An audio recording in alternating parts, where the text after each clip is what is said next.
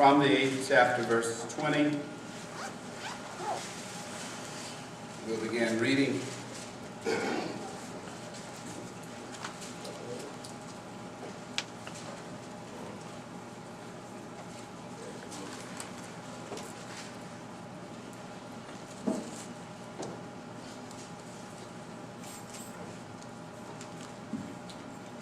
Jeremiah 8:20 says, "The harvest is past, the summer is ended, and we are not saved. For the hurt of the daughter of my people am I hurt. I am black, astonishment hath taken hold on me. Is there no balm in Gilead? Is there no physician there? Why then is not the health of the daughter of my people recovered?" Our thought for a few minutes is this: there is a remedy. There is a remedy. And there's a quest, or there's a search for an answer. Well, go ahead.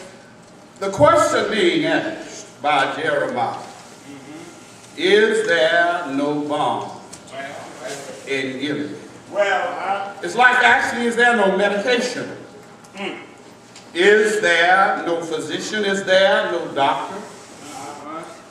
This question was asked, as we referenced already, by Jeremiah, as he himself admonished the children of Israel.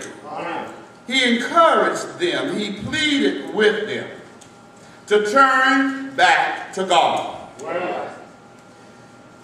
His plea was for them to give a refocusing in on the God of their salvation. This was his call, this was his charge, because he recognized that as a people they had backslid. That's evident in verse 6 when Jeremiah says, I hearkened. In other words, I listened. And in listening I heard. But in all that I heard, they spake not aright. In other words, folk were talking a lot and weren't really getting any results from their conversation. It's like a saying that has been around for a long time, and it's been used by many. It's a saying we used to say when folks say they are talking loud, but they are saying nothing. We used to say that when folk did a lot of talk, you know, those individuals that have talked a lot about anything and about everything. And in that conversation, they are talking as if they knew everything there was to know about that subject. And when it boiled down to the heart of the matter, it resulted in them really showing that they knew literally nothing about talk. Unless you're really talking about Christ, everything else is literally about nothing. And when it came down to individual assessment, the record gives evidence and indication that every man thought himself to be right in his own eyes. And all tended to refuse to turn from their sin. There are many today who feel that I'm right in what I do. And I don't have to acknowledge the word of God. Jeremiah literally watched what we might refer to as a sin-sick city. Sin, my brothers and sisters, will make you sick. You ever heard anybody talk about somebody? She just made me sick. I just can't stand Sister so-and-so. Why is it that you can't stand it? She just makes me sick. Jeremiah had somewhat that same focus as he looked at the people and the way in which they were living in sin. A sin-sick city. Sin will make you sick, not only spiritually, but sin will make you oftentimes physically sick. Sin will make you also morally sick. In other words, sin in itself as an acronym is nothing more than souls in need of help. Promiscuity, y'all are hearing it, was a common occurrence among the Israelites, just as it is in our society today. As he looked at the people, his summation was that they were sick. Are y'all hearing me? They were sick, and it seemed as if nobody wanted a cure. You remember that song that, who sang the song? Said, if loving you is wrong, I don't. What you know about that? In other words, I may be wrong. I may be living in sin with what I'm doing, but don't make me change. Well, y'all not gonna do it. Folk were living in sin, and nobody wanted to get well. Are you hearing me? Folk are like that today. Folk are sick. Yes, this is because of the fact that when folk are really sin sick, they, my brothers and sisters, are the very last ones to realize and know that they are sick. Y'all are hearing me? You ever known anybody with halitosis? They look like they were the very last one to find out. Y'all aren't hearing me? Oh, we should have some help here. Seems like the folk that are messing up, the one that can't seem to get ahead because they are spending every dollar. And when it's a time of need, they don't understand why. They don't have any money in the pocket. Y'all aren't hearing me? They are the last ones to realize and to know of their condition. What will sin do for you? First of all, sin will blind you. You know the monkeys that see no evil, watch out, hear no evil, watch out, eat no evil. In other words, I won't bother your monkey if you don't bother my monkey. Let me keep swinging.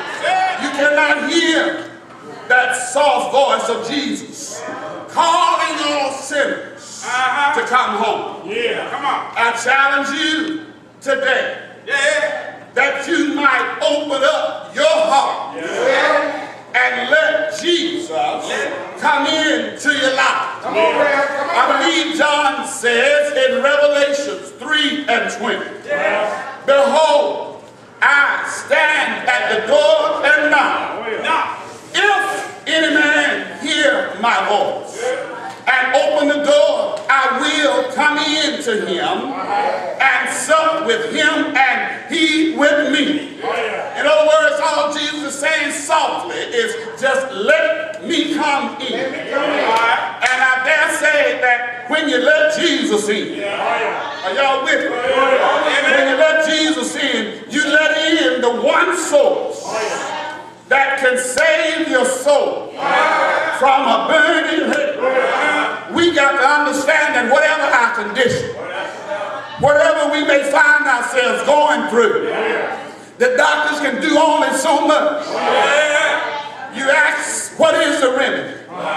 What is the remedy for the whooping cough? Folk are still looking for the remedy for what we call the common cold.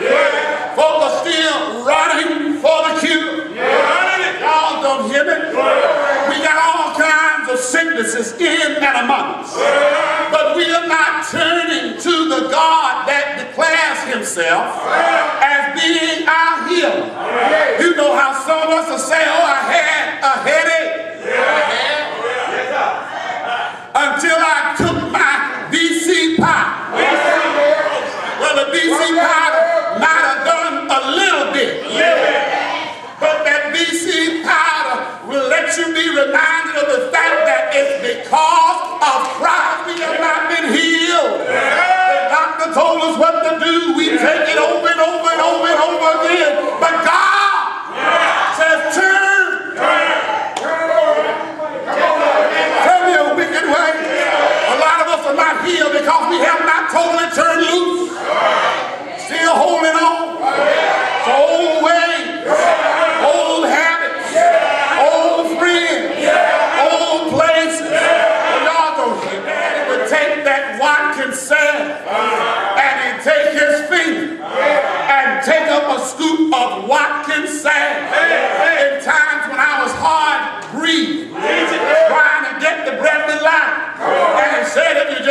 the swallow of this watch can say.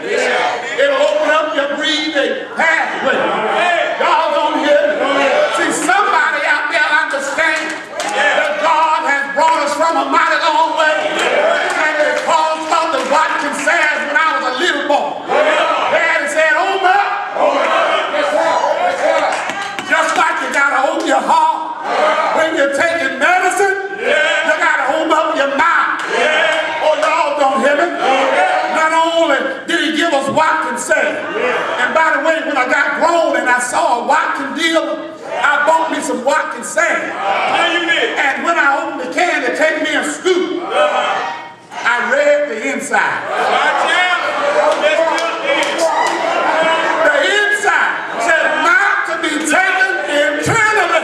Tell me that God won't hold you and won't keep you even when you don't know. There was a woman in the Bible days. She had been sick for so very long. But she heard that Jesus was passing by. So she joined the gathering throng. And while she was pushing her way through, someone asked her, what are you trying to do? She said, if I could touch that hem of his garment, I know that I could make whole right now. I'll do that again. There was a woman in the Bible days. She had been sick for so very long. And she heard my Jesus was passing by. So she joined the gathering throng. And while she was pushing her way through, someone asked her, what are you trying to do? She said, if I could just touch the hem of his garment, I know that I can make it all right now. This is what she did. She cried, oh Lord, oh Lord. She said, if I could touch the hem of his garment, I know that I can make it all right now. She spent her money here and there until she had no more to spare. The doctors done all they could, but that medicine could do no good. And when she touched him, the Savior didn't see, but still they took her out and cried, somebody touched me. She said it was I who just touched the hem of your garment, and I know that I can make it all right now. She stood there crying, oh, go to church, Lord. Oh Lord, oh